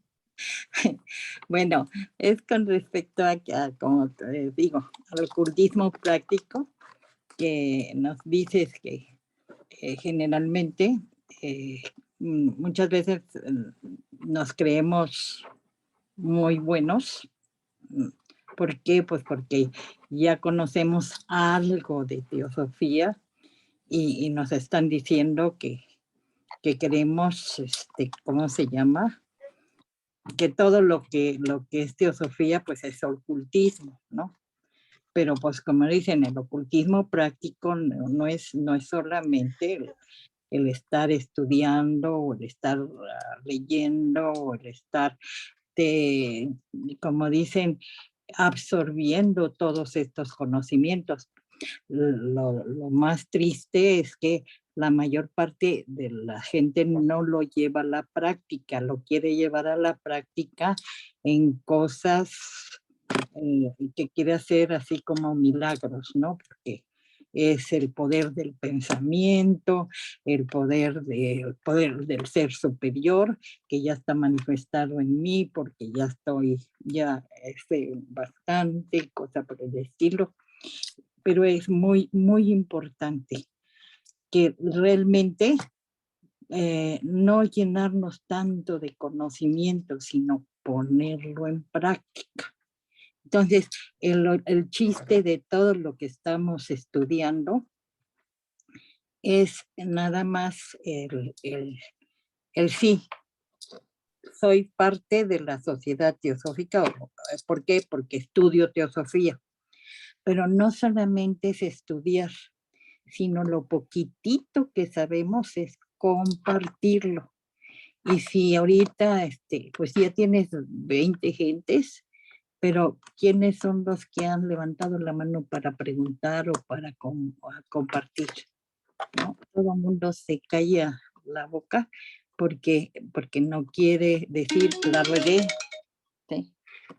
Así como yo les digo, meto el choclo. Sí, a lo mejor estoy equivocada. Sí, puedo estar equivocada, pero lo poquitito que yo he estado aprendiendo, pues así como tú lo compartes, trabajas un montón, te haces cargo, dices yo aquí estoy, etcétera, etcétera. Te estás dando servicio a tu manera y cada quien lo tiene que dar a la suya propia. O sea, yo no le puedo enseñar a los demás cómo servir al prójimo. Sin embargo, dentro de lo que leíste, respecto a la familia, que uno no puede ser ocultista teniendo familia, porque pues teniendo familia es nuestra parte más, como dices, en donde nos duele todo lo que le pasa a la familia, ¿no? Entonces, pero no es malo el tener una familia porque es parte de nuestro karma, es nuestro segundo gran karma. O sea, el primero es el personal y luego es el familiar. ¿Por qué? Porque nos tocó estar con ellos y necesitamos tener una familia armónica. Y generalmente todos decimos, es que yo mejor ya ni estoy con mi familia porque me llevo de la greña con ellos. Y eso a veces te pasa ahorita que tengo nietos, que la diferencia entre el conocimiento de un joven a mi conocimiento, pues cambia mucho, ¿no? Lo que hacen mis hijos, así es que sí me mueve, y lo que hacen mis nietos, pues más. Pero sí, el estar armónico con ellos, el respetar todo lo que ellos son, porque muchas veces uno agarra un camino, pero los otros tienen su propio camino, ¿sí? Tienen su karma y están por nosotros por karma. Entonces tenemos que llevar una vida armónica dentro de la familia para poder llevar una vida armónica en nuestro trabajo, en nuestra sociedad, y hacer todo lo posible por, como dicen, ser felices aquí y ahora, porque no tenemos ningún tiempo más, solo el tiempo de ahorita. Bueno, no sé si me llegan a comprender de todo ese estudio que has dicho, de lo que tú dices, o sea, te apoyas con otros libros y demás, pero todo viene a ser lo mismo. Claro. Tienes que tener cuidado con este conocimiento que es ocultismo.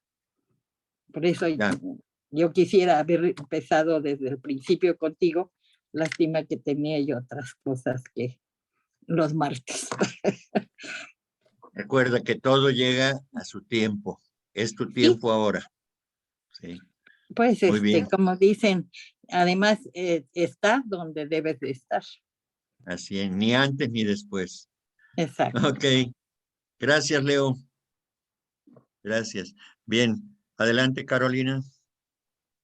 Hola, yo quería agregar también que en estos tiempos pues hay que tener mucho cuidado, que hay tantas tendencias, tantas puertas abiertas así fáciles, la gente, no toda, pero mucha está buscando atajos, atajos para obtener poderes, para obtener las cosas fácilmente. Entonces hay que tener también mucha precaución con tantas puertas que se están abriendo que de repente se maquillan como cosas buenas y no son realmente tan buenas, sino que van del lado izquierdo, del lado oscuro, aparentando ser cosas buenas porque están buscando desatajos. O sea que muy fácil te pueden absorber y empujarte hasta ahí. A veces gente por ignorancia, otros conscientemente de lo que están haciendo, pero hay que tener eso, mucha precaución, ir como lento, pero con paso seguro, con lo que realmente vibre con lo que tenemos dentro. Cuestionar cada conocimiento, cada palabra que uno consigue por ahí, porque de repente ahora en YouTube, por internet, pues está abierta la información a todo el mundo, es accesible, es fácil, pero qué tan cierto de eso es, qué tan bueno es, pues uno tiene que poner su criterio y evaluarlo, porque así hay conocimientos como estos que son muy buenos y que nos llegan, que nos dejan algo y que nos van a hacer mejores personas, pero hay otras cosas que no, que nos empujan hacia el lado oscuro. Y al final también, como nos comentaba Leonor, ¿qué va a hacer ese conocimiento en nosotros? Tiene que crear un impacto en nuestras vidas para lograr ser mejores personas. ¿Cómo podemos utilizar eso? ¿Cómo podemos mejorar? ¿Cómo podemos ayudar desde el que está al lado, el vecino, y comenzar así? De a poquito, cada uno comenzando con el servicio a quien puede. Cada uno da su granito de arena y así se va expandiendo. Gracias. Gracias, Caro. Efectivamente, pues muy claros sus conceptos y eso es realmente la tarea que tenemos es monumental, para unos más grande, para otros menos grande, pero sí es un trabajo arduo que tenemos que hacer porque es la lucha con nuestros demonios, los cuales los hemos creado, los hemos generado de miles de años atrás y bueno, pues aquí los tenemos, pero estamos ante la posibilidad también de poder vencerlos. Ese es nuestro trabajo. Gracias. Bien. Pues pasamos ahora a la clave de la teosofía.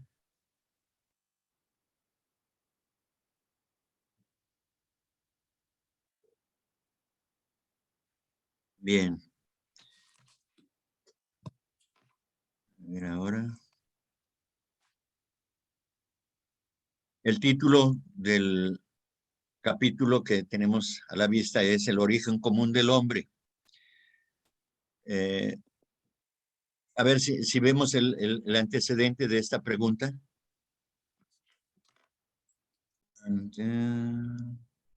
¿Cuál era la pregunta anterior?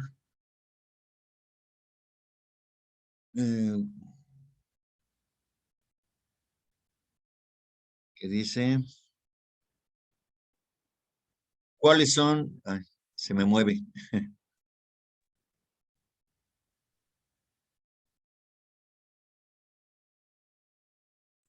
No, Este era el punto. sí, era el título, pero la pregunta previa a la que tenemos actualmente del nuevo capítulo, porque nada más dice ¿cómo? La que está arribita. Habla de las causas de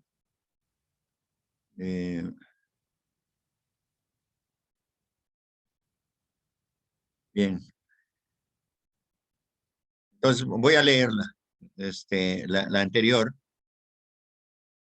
para que tengamos el contexto, ¿no? Bien.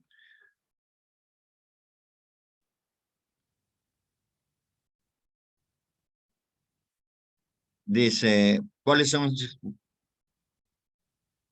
según vuestra opinión, esas causas? Primero y sobre todo, el egoísmo propio de la naturaleza humana. En vez de combatirse ese egoísmo, cada día adquiere mayor fuerza y es estimulado por la educación religiosa actual, convirtiéndose en un sentimiento feroz e irresistible, que dicha educación no solamente tiende a fomentar, sino a justificar positivamente.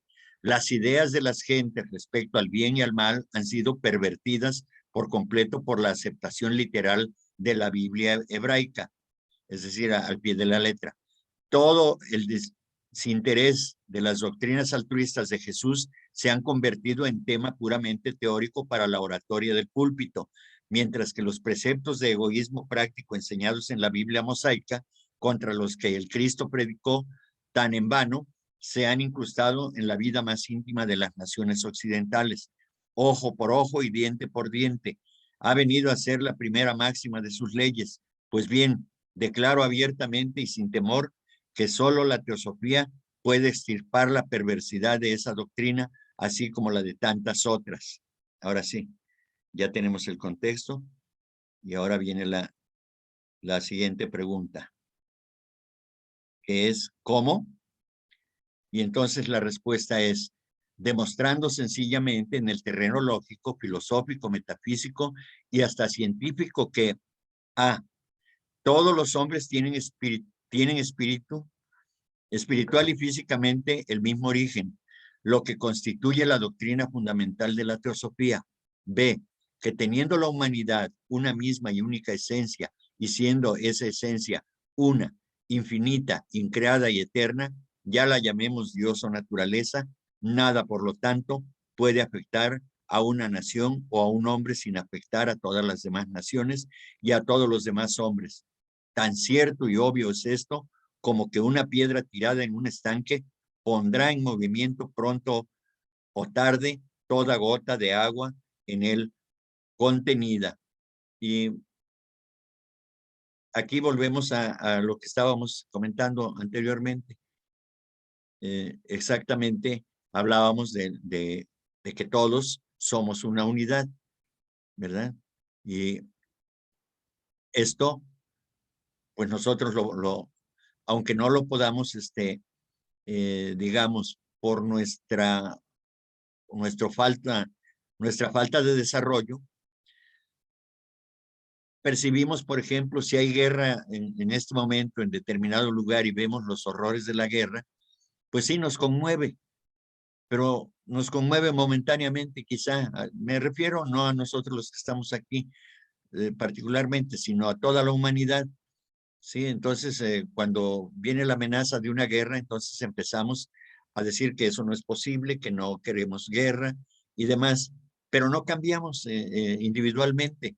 Seguimos odiando y seguimos siendo ambiciosos y seguimos queriendo tener poder y todo eso marca al ser humano como un ser humano en conflicto. Mientras el ser humano individual tenga conflicto consigo mismo, pues entonces va a haber conflictos a nivel de toda la humanidad, a nivel de todo el planeta. Y eso es de lo que precisamente se habla aquí, ¿verdad? Que aún teniendo el conocimiento de que somos una sola unidad, de que somos una sola humanidad y que no debemos atentar contra la paz de la humanidad, pues lo seguimos haciendo. ¿Por qué? Pues porque nos falta esa capacitación, nos falta ese desarrollo espiritual, ese sentimiento de unidad llevado a la práctica justamente. Eso no lo tenemos todavía. Es muy difícil que lo podamos realizar porque estamos llenos de prejuicios y llenos de vicios que traemos del pasado y que esa energía pues sigue actuando. No basta solamente con desear cambiar, hay que hacerlo. No, aquí no hay, como se dijo en el texto de uno de los textos de los preceptos, ¿no? Aquí no se admiten medias tintas. Aquí hay que hacerlo o hay que hacerlo para cambiar. De otro modo no es posible. Porque lo que haga un hombre, pues necesariamente tendrá que afectarle a los demás. Eso es muy cierto, ¿verdad? Nosotros no podemos ver cada partícula que constituye un estanque de agua, ¿verdad? Pero sin embargo, Si tuviéramos esa posibilidad, veríamos cómo cada molécula se agita una vez que hay un objeto que cae en el estanque, y que por eso se crean las ondas, porque están siendo afectadas, todas se comunican entre ellas y todas resultan afectadas. Bien, ¿tienen algo que decir aquí? Bien, continuamos. Pero esta no es la doctrina de Cristo, sino más bien una noción panteísta. La respuesta es, aquí es donde os equivocáis. Es puramente cristiana, aunque no judaica, y, por consiguiente, quizás prefieran ignorarla las naciones bíblicas.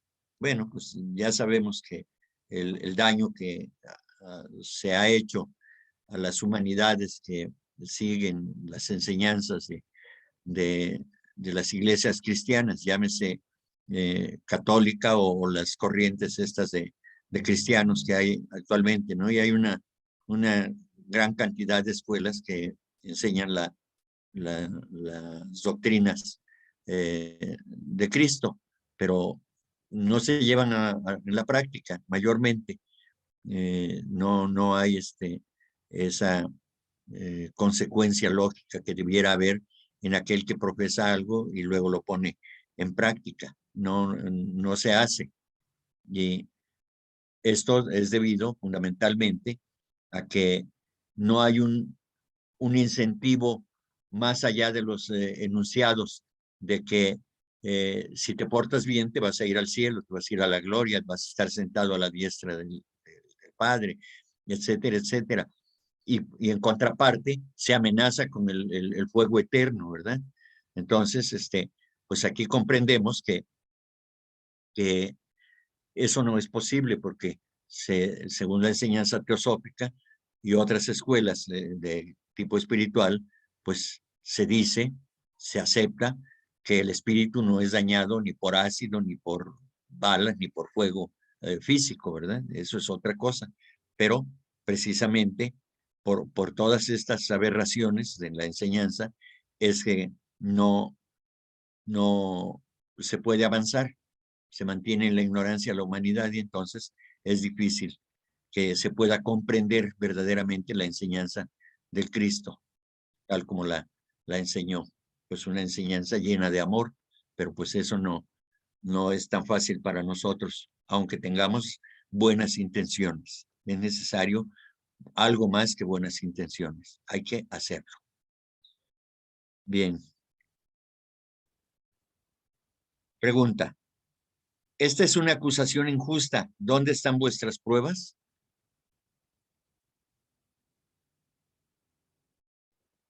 La respuesta es, están a la mano. A ver. No la alcanzo a ver. Bueno, ya. Están a la mano. Se atribuyen a Cristo, perdón, estas palabras. Amaos los unos a los otros y amad a vuestros enemigos, pues si solo amáis a aquellos que os amen, ¿qué mérito tenéis? ¿Acaso los publicanos mismos no lo hacen? Y si solo saludáis a vuestros hermanos, ¿qué más hacéis por los demás? ¿No lo hacen acaso los mismos publicanos? Bien, pues aquí yo encuentro en esta referencia de parte de este texto, pues digamos casi la culminación o el culmen, lo más elevado de una demostración de amor, amar a los enemigos, ¿verdad? ¿Quién lo hace? ¿Quién lo hace? No dudo que haya de repente quien lo haga así, pero es muy difícil. ¿Sí? Al enemigo dicen, lo quiero ver, pero cubierto de tierra y sepultado a 3 metros, ¿no? Y luego hasta se dice en forma de chiste cruel, pero quiero tenerlo ahí hasta boca abajo, ¿verdad? Porque si pretende salirse, pues en lugar de rascar hacia arriba, que cabe más hacia el fondo, ¿no? Pero en eso traducimos la enseñanza del Cristo, ¿verdad? Entonces, nuestros enemigos son nuestros enemigos, pero no los amamos, los odiamos. Esa es la verdad, esa es nuestra verdad, esa es nuestra tragedia, ¿verdad? Porque uno dirá, ay, sí, qué bonito, pues muy fácil, lo dice el Señor, pero a ver, hagámoslo. Sin embargo, Él sí lo hizo, ¿verdad? Según el relato histórico, pues Él sí dio muestras de ese verdadero amor, lo practicó, pero nosotros no podemos, por más que queramos. Y esa es nuestra gran tarea, ir desapegándonos de esperar que todos le amen a uno y que uno pueda recibir todos esos beneficios, todas esas bondades del amor, pero que uno si quiere puede uno darlo, y si no, pues no hay problema, nada nos obliga.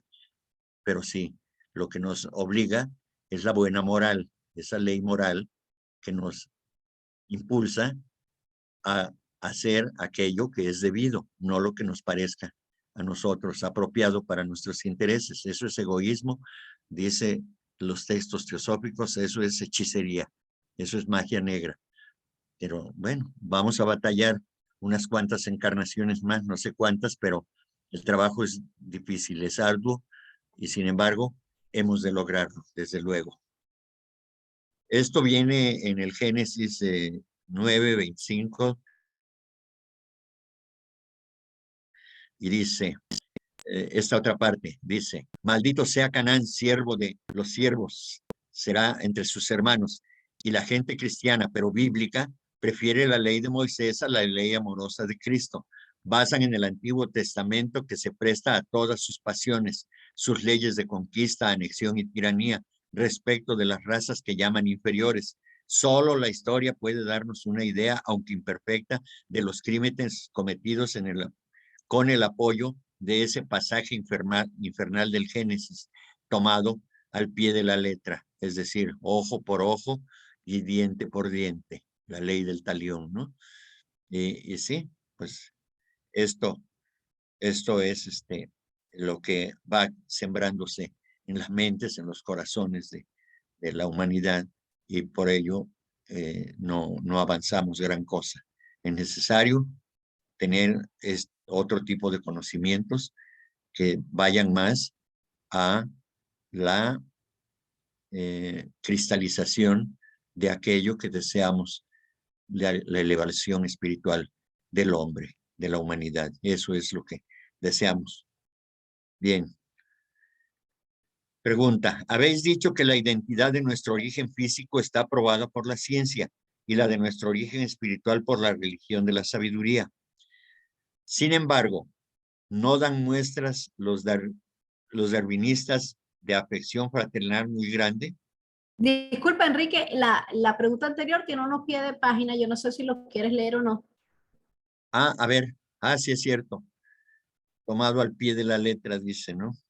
A ver, está por ahí el pie de página. Son estos, el 11 y el 12 son referentes a esa pregunta.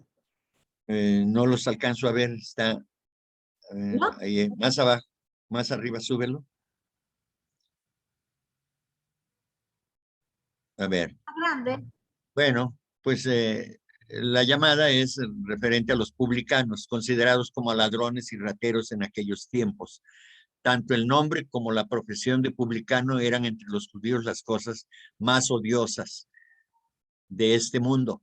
No se les permitía penetrar en el templo, y Mateo capítulo 18, versículo 17, habla de un pagano y de un publicano como de cosas idénticas. Sin embargo, eran tan solo los recaudadores de impuestos romanos y ocupaban la misma posición que los empleados oficiales ingleses en la India y en otros países conquistados ocupan hoy día. El 12 también estaba considerado. No, ¿verdad? Hasta el 11. No, el 12 también, sí. Bueno. Bien. Se refiere a que al fin de la Edad Media la esclavitud dominada por fuerzas morales habían desaparecido de Europa en general, pero ocurrieron dos acontecimientos importantes que anularon al poder moral que que obraba sobre la sociedad europea y dieron rienda suelta a una serie de calamidades tales que casi puede decirse que jamás se han conocido otras mayores. Uno de esos acontecimientos fue el primer viaje a una cosa populosa y bárbara, donde los seres humanos eran un artículo usual de tráfico, y el otro, el descubrimiento de un nuevo mundo, en el que se abrieron veneros de riqueza para cuya explotación solo faltaba llevar brazos que trabajasen. Quizás se refiere al continente americano, ¿verdad? ¿Dónde estamos? Sí, definitivamente. Durante 400 años, hombres, mujeres y niños eran separados de todos los que conocían y amaban, y se les vendían en las costas de África a traficantes extranjeros. Se los cargaba de cadenas en la sentina de los buques, encerrando juntos a menudo a los vivos y a los muertos durante horribles travesías. Y según Bancroft, historiador imparcial de 3 millones y pico de seres, 250,000 fueron arrojados al agua durante aquella época, mientras que el resto era condenado a indecible miseria y sufrimiento cruel en las minas, o a gemir bajo el látigo de los cañaverales y arrozales. La culpabilidad de este gran crimen recae sobre la Iglesia cristiana. En nombre de la Santísima Trinidad, el gobierno español firmó más de 10 tratados autorizando la venta de 500,000 seres humanos. En 1562, Sir John Hawkins se hizo a la mar para emprender el viaje infernal que tenía por objeto comprar esclavos en África para venderlos en las Indias occidentales, en un buque que llevaba el nombre sagrado de Jesús e Isabel, la reina protestante. Lo recompensó por su éxito en esta primera aventura de los ingleses en aquel inhumano tráfico, autorizándolo a llevar como escudo de armas un medio moro en su color natural, ligado con una cuerda, o en otras palabras, a un esclavo negro encadenado. Esto está tomado de la conquista de la cruz, de el Agnostic Journal. Bien, vean ustedes. Y bueno, pues nosotros tenemos noticias de la Santa Inquisición también y todo ese asunto, ¿no? Entonces, creo que no hace falta abundar más porque conocemos esa negra historia también. Bien, entonces pasamos a la siguiente. Habéis dicho que la identidad de nuestro origen físico está probada por la ciencia, y de nuestro origen espiritual por la religión de la sabiduría. Sin embargo, ¿no dan muestras los darwinistas de afección fraternal muy grande? La respuesta es, precisamente, esto es lo que demuestra la deficiencia de los sistemas materialistas y prueba que nosotros, los teósofos, tenemos razón. La identidad de nuestro origen físico no alcanza ni estimula nuestros sentimientos más elevados y profundos. Privada de su alma y espíritu o de su esencia divina, la materia no puede hablar al corazón humano. Pero una vez probada y grabada profundamente en nuestros corazones, la identidad del alma y del espíritu del hombre real, inmortal, según nos enseña la teosofía, esto nos conducirá lejos en el camino de la verdadera caridad y buen deseo fraternales. Bien, pues en alguna lectura teosófica habla acerca del eslabón perdido, ¿no? Entonces, el eslabón perdido que tienen los darwinistas, pues es el alma, ¿verdad? Y entonces aquí hace referencia a esto, ¿verdad? Que el cuerpo por sí mismo, no teniendo la influencia del espíritu, pues es simple y llanamente un animal sin la sensibilidad que otorga el poder de la mente, ¿verdad? Entonces, es precisamente esto lo que lleva a grabar precisamente en nuestros corazones, a través del entendimiento, todo aquello que vamos viviendo, ya sea de dolor o de amor, pero ahí queda grabado. Y de esa manera es como nosotros nos vamos dando cuenta a través de la evolución de que somos esa esencia divina, a través del autoconocimiento, a través del ejercicio de la mente, vamos teniendo conocimiento de todo este plan de amor que es la evolución, y que estamos inmersos desde luego en este proceso, y que en la medida en que vayamos avanzando, en esa medida también, de manera personal digo yo, en esa misma medida estaremos contribuyendo para que la masa general llamada humanidad pues se vaya elevando. Entonces es tarea, es compromiso de cada uno de nosotros hacerse cargo de lo que le corresponda, lo mejor que pueda, con amor siempre, viendo por el bien de los demás también, en la medida de lo posible. Porque recordemos que a nadie se le puede pedir que haga más allá de lo que puede realmente hacer. Enrique, Leonor tiene la mano levantada. A ver, venga. Adelante, Leo.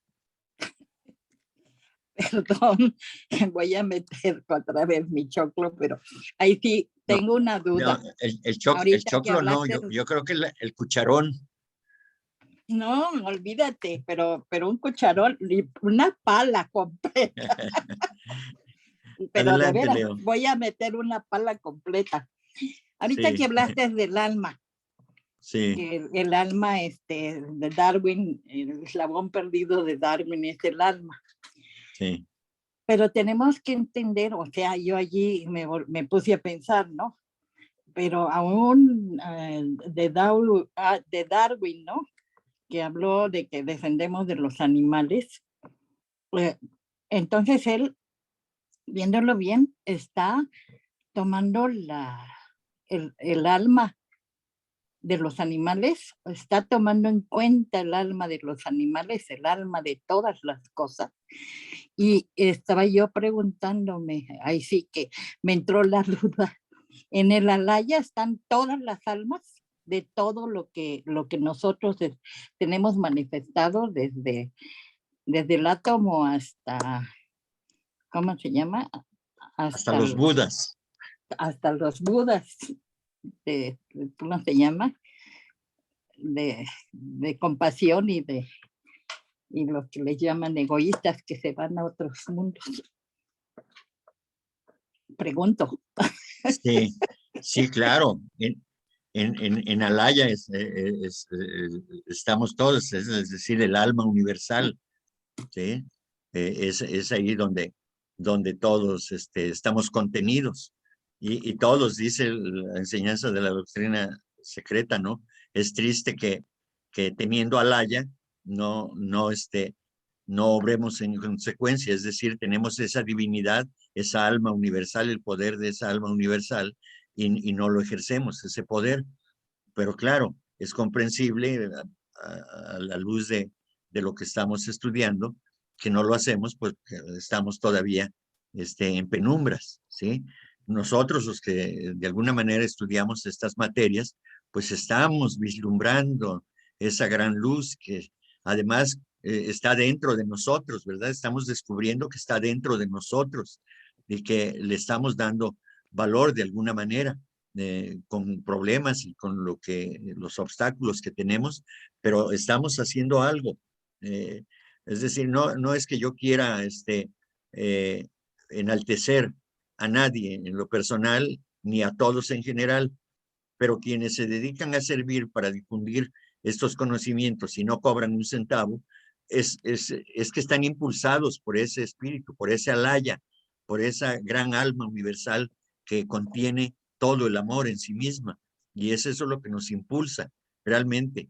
No es que queramos hacerlo o no, es que estamos influenciados grandemente por ese poder y es lo que se está haciendo, ¿no? Entonces, yo creo que es fundamental que entendamos eso, ¿no? Visto de otro modo, cuando se dice, si lo tomamos con el nombre de Dios, ¿sí? Dios es el gran contenedor, o sea, Alaya, en este caso diríamos, ¿no?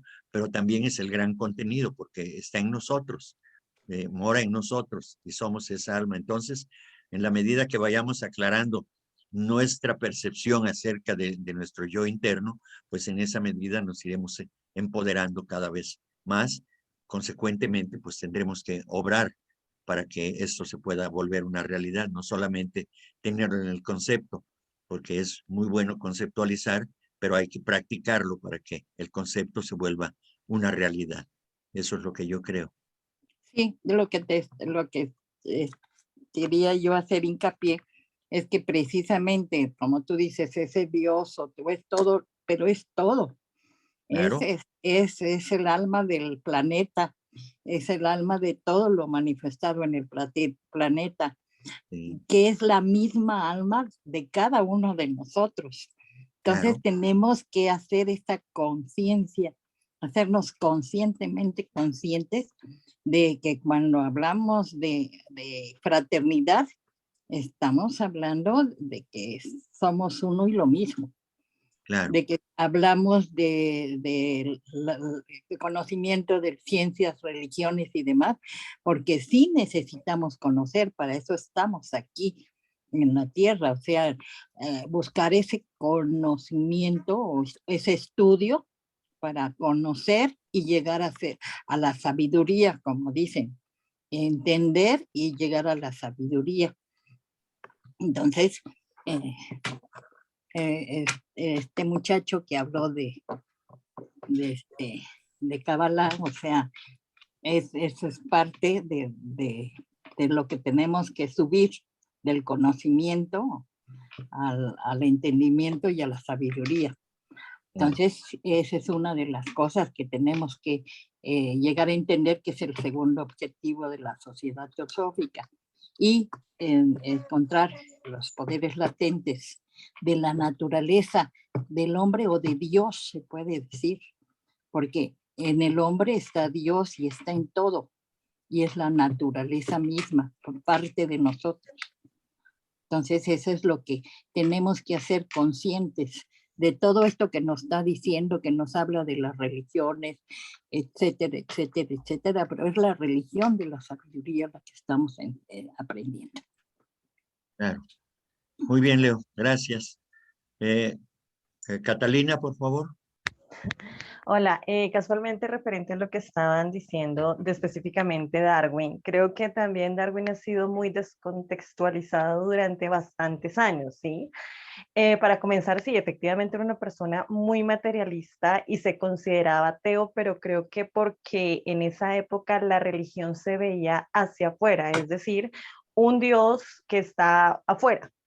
No sé si me hago entender. Un Dios, efectivamente, pues en la época más crítica de la Iglesia Católica, de hecho, en momentos fuertes de lo que tenía que ver con el luteranismo, en donde definitivamente el Dios está afuera completamente, y creo que a eso se refería con el ateísmo. De referente a lo que decía digamos que no tengo presente el nombre de todos, realmente una persona que haya estudiado tanto la naturaleza y que haya dedicado su vida a entender el origen de la naturaleza, creo que al contrario, está buscando respuestas y está entendiendo que efectivamente todos venimos, que la naturaleza también tiene emociones, como él mencionaba, tema de animales y demás, y de ahí la manera en que las especies se adaptan. Pero para mí realmente los darwinistas o Darwin en general, creo que mucha gente y por la Segunda Guerra lo desvirtuaron también completamente, pero creo que a eso se refería el tema del ateísmo en esa época de Darwin, número uno, el ver a Dios afuera, que es como muy lejano. Y por otro lado, insisto en que una persona que haya dedicado toda su vida a un estudio tan profundo de la ciencia y de la naturaleza y de la relación de las especies, creo que es una persona al contrario, que busca más respuestas mucho más allá de lo material, ¿no? Es como lo que quisiera, pues es como la opinión que tengo referente a eso, como lo que quería decir. Bien, gracias. Sí, en teosofía se le da su lugar al señor Darwin. No hay problema en ese sentido. Se le reconoce todo su trabajo, desde luego. Únicamente que él él habla de que somos descendientes mediante la evolución física de los primates, ¿no? En este caso. Y en teosofía se enseña que el hombre es una cosa totalmente diferente. Es el proceso, desde luego, del reino animal, como ya lo expresé en la plática anterior, en lo relativo al ocultismo práctico, pues que sí, el hombre como alma, digamos, como entidad espiritual, pues viene experimentando a través de todos los reinos, ¿sí? Y entonces tiene vehículos, el vehículo físico, ¿sí? que tiene de los cuerpos, tanto mineral como animal, como vegetal, y ahora un cuerpo humano, pues es habitado por ese espíritu, por ese ser que es intangible, ¿verdad? Ese es el punto. Entonces, ese es el verdadero hombre, no la cáscara, no el cascarón, no la figura, no la forma humana. Eso es solamente el vehículo último, el más grosero, que le sirve desde luego al espíritu para manifestarse en este plano. Pero no descendemos del mono, como se dice, ¿sí? El hombre tiene una evolución relacionada con el alma, con el espíritu, ¿verdad? Y utiliza solamente a las diferentes formas que hoy en día tenemos. Solamente eso, ¿no? Por lo demás, nuestro reconocimiento, desde luego, en teosofía, para la labor que hizo el señor Darwin, desde luego que es valiosa para la humanidad, ¿sí? Únicamente ese detallito de que no descendemos del mono. Al contrario, los monos son producto de una relación de seres muy elevados que se equivocaron y que tuvieron una relación carnal con bestias durante un determinado tiempo de periodo de la evolución del ser. Y el resultado son estos. Los monos son nuestros hijos, los hijos del humano, ¿sí? Ellos son. Es una larga historia que está expresada en la doctrina secreta y está expresado muy bellamente, pero también dolorosamente por todo lo que aconteció. Ellos, nuestros hermanos, los que son los monos, digamos, o los primates, pues alcanzarán la humanidad en un momento determinado, pero no de la manera como la obtuvimos nosotros, digamos, sino que ellos tienen una situación especial, kármicamente van a recibir una ayuda en ese sentido, porque son producto de un error, digamos, de la generación que fue mal empleado ese poder y fue la unión de seres muy elevados con bestias, animales, y ese es el resultado.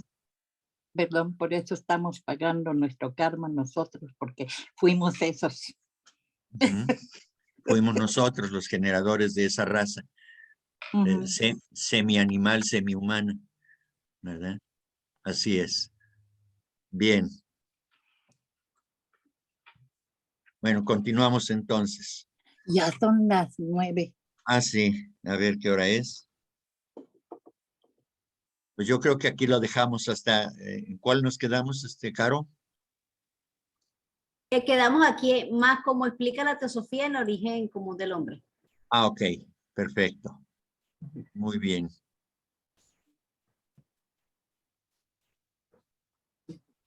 Bien, pues, si no hay otro comentario que hacer, pues,